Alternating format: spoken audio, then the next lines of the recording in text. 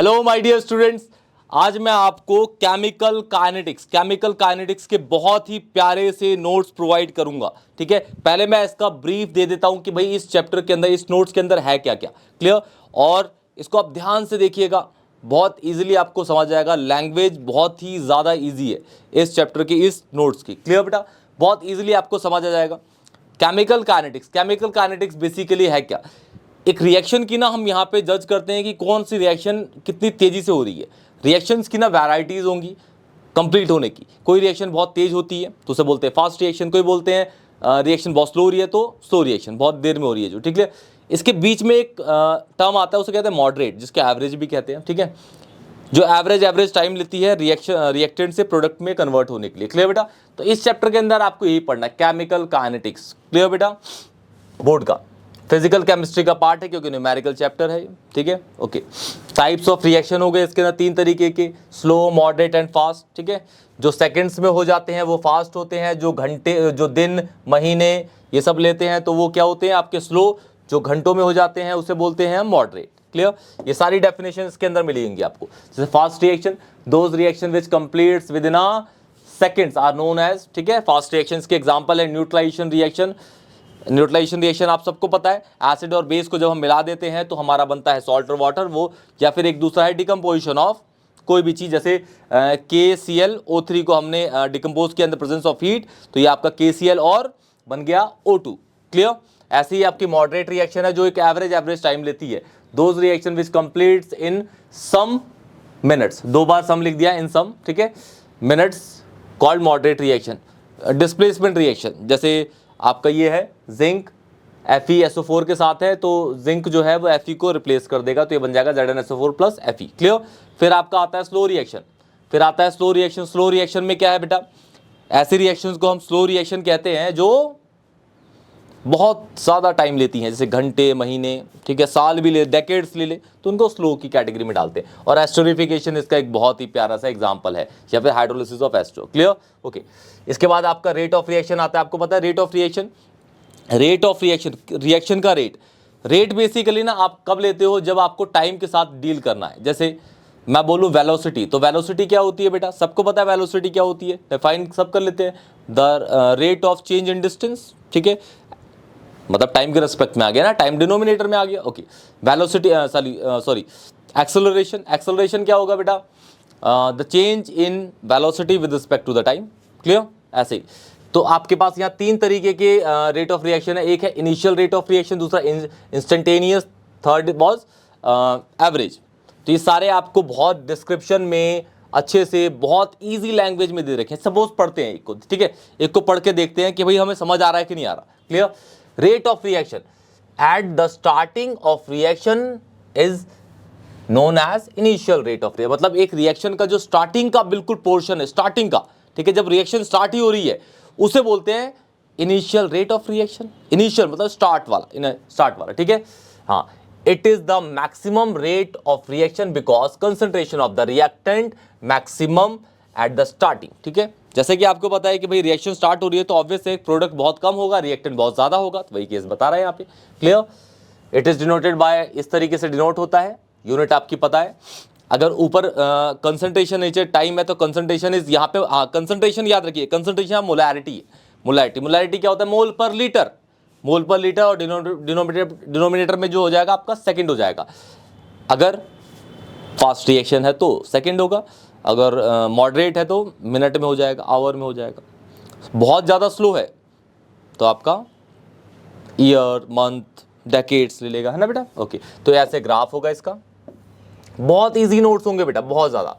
फिर यहाँ पे चेंज इन कंसंट्रेशन, ठीक है, इस तरीके से नोट्स मिलेंगे आपको, पूरे न्यूमेरिकल्स के साथ होंगे बेटा, बहुत इजीली आपको समझ आएगा।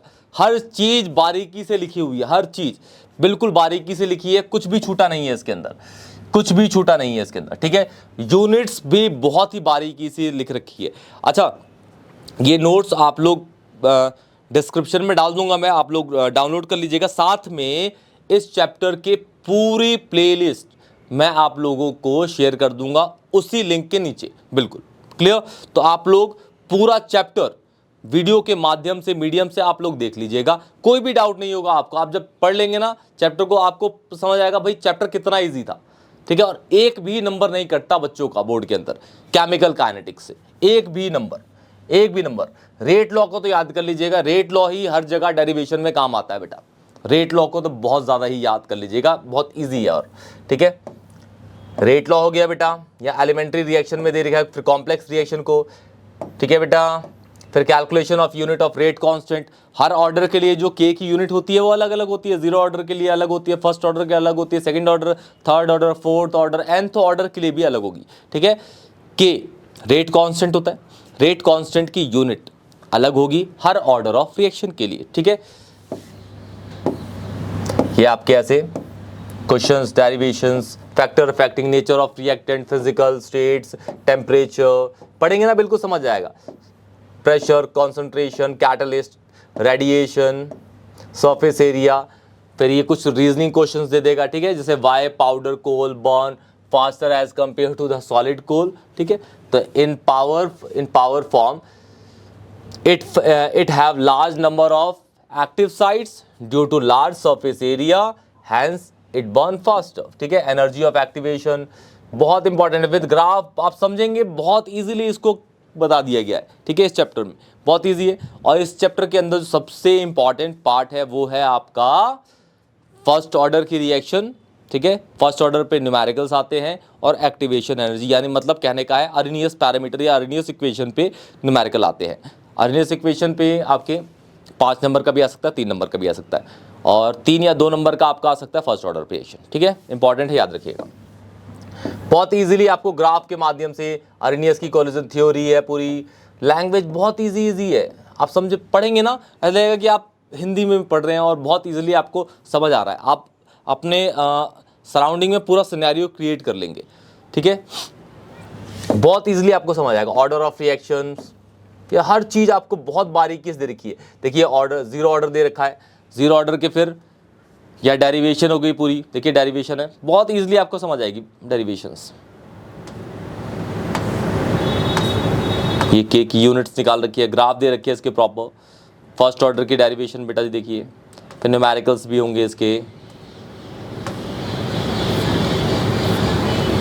फिर ग्राफिकल रिप्रेजेंटेशन है इसकी, देखिए फिर ग्राफिकल रिप्रेजेंटेशन है, हाफ लाइफ बता रखी है, रिलेशन, न्यूमेरिकल्स भी होंगे बेटा, न्यूमेरिकल, ये देखिए न्यूमेरिकल आ गया इसका बहुत इजीली। और PYQs बेसिकली इसमें जितने भी न्यूमेरिकल्स यूज़ हो रखे हैं वो ऐसे न्यूमेरिकल्स हैं जो आते हैं, रिपीटेडली आते हैं, ठीक है। या NCERT के होंगे। सेकंड ऑर्डर की डेरिवेशन हालांकि है नहीं, दे दी है, फिर भी कोई परेशानी नहीं है, लेकिन नीट या JEE में तो आती है बेटा, तो आप लोग देख लीजिएगा।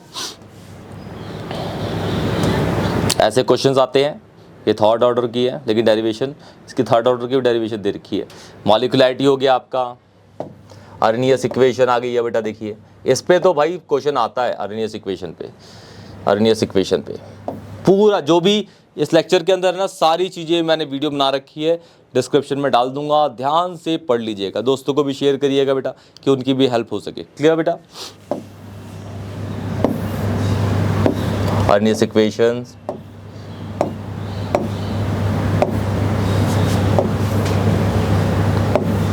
न्यूमेरिकल्स देखिए बेटा, न्यूमेरिकल्स आ गए, न्यूमेरिकल्स ये फैक्टर अफेक्टिंग आ गया बेटा, ये कैटलिस्ट क्या क्या काम करते हैं, सारा ग्राफ के माध्यम से भी पूरा का पूरा दे रखा है बेटा, कोई भी आपको डाउट होगा ही नहीं। ये देखिए, तो यहाँ पे ख़त्म हो गए, ठीक है। देखिए लास्ट वाला था आपका ये, ठीक है। ये NCERT के शायद नहीं, NCERT का नहीं है, और बहुत इजी है, आप समझ जाएंगे। क्लियर बेटा? हर तरीके के ना क्वेश्चन मैंने वीडियो में भी करा रखे हैं। अगर आपको यहाँ पे कोई भी डाउट होता है तो आप वीडियो में सर्च कर सकते हैं, वीडियो भी देख सकते हैं। हमारे ना बेटा चैनल पे ना बहुत सारा कंटेंट है, फिज़िक्स का, केमिस्ट्री का, अकाउंट्स का, इकोनॉमिक्स का, ठीक है, मतलब 11th 12th का भी है, बहुत सारा है। ऑलमोस्ट हर पूरा सिलेबस कंप्लीट है। इक्का दुक्का चैप्टर होंगे कि भाई वो कंप्लीट नहीं होंगे या फिर वो पार्शियली कंप्लीटेड है, और ऑलमोस्ट बहुत अच्छा कंटेंट डाला है हमने अपनी तरफ से, जितना अच्छे से अच्छा कंटेंट आप लोगों को प्रोवाइड कर सके। ठीक है, तो आप लोग ना अपने दोस्तों को भी शेयर करिएगा, जो आपके ग्रुप होते हैं उनमें भी शेयर करिएगा बेटा। और कोई भी डाउट होगा तो कमेंट सेक्शन में बताइएगा, वीडियो को लाइक करिएगा, चैनल को सब्सक्राइब करिएगा, दोस्तों को शेयर करिएगा बेटा। तब तक के लिए टेक केयर बेटा।